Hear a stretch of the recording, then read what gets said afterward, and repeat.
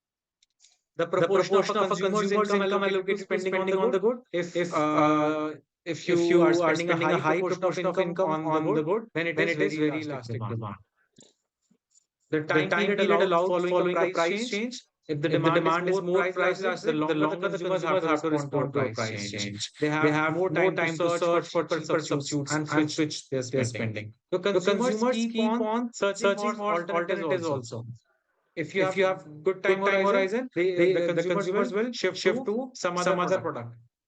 Whether the Whether good the is good is subject to subject to habitual habitual consumption. consumption. If you are If you are habitual habitual to to one good, one good, then the then the demand is demand going is to be going to be inelastic. inelastic. Even though the Even though the price are price are changing, you changing, will you will still still consume that consume good. that good. For For example, take the example, take the example of example of Nestle Nestle Maggi. Maggi. People are People are so much so much habitual habitual of of consuming consuming Maggi when Maggi it when comes it to comes to noodles. noodles. Even though Even its though it's price price changing, changing, even though even the though the news news comes up comes up with with some some allegations, allegations, whether whether it is it is true or true or not, not, they they still still buy it. buy it. They They still still consume it, consume it, right? right? When When peak peak peak and and off-peak off-peak demand. demand. Demand Demand is is price price inelastic inelastic at at peak peak times times and and elastic elastic at at off-peak off-peak times. times. So you So you see see that that during during certain certain period, period, when the when the festivals, when festivals, the when the the the festivals are festivals are there, there, no no matter matter what the what the prices, you prices, you still still going to going to buy the buy the sweets, sweets, you you still still buy buy still still buy buy some some essential essential stuff stuff that are that are necessary for necessary the for the festival. festival. Right? Right? When When the the peak peak time is time not is there, not there, you are you are not going not to going be to very be much very much getting getting affected by affected the by the price. price. The The price is high, price is you high, will you not will be not going going to to buy. buy. The The breadth of breadth a of a definition of a definition of good a or good or service. service. If a If good a is good is broadly broadly defined, that defined, is that is the the demand for demand for petrol or petrol or diesel, diesel, CNG, CNG. demand is Demand is often often inelastic. inelastic. But But specific specific brands of brands of fries or fries or chocolates, chocolates, soaps, shampoos, shampoos, these are these are likely to likely to be be more more elastic elastic following the following the prices. prices. Why? Why? Because you Because you have have many many substitutes. substitutes.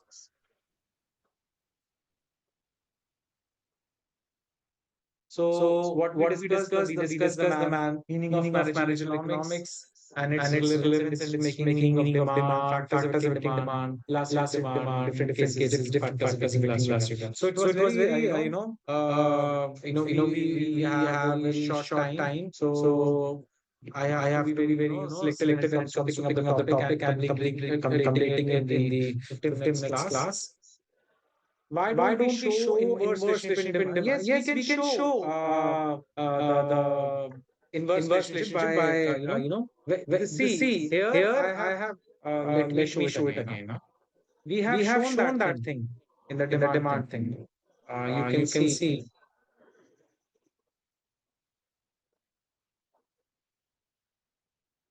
in in demand demand function. function. Just give Just me a give me a second. second.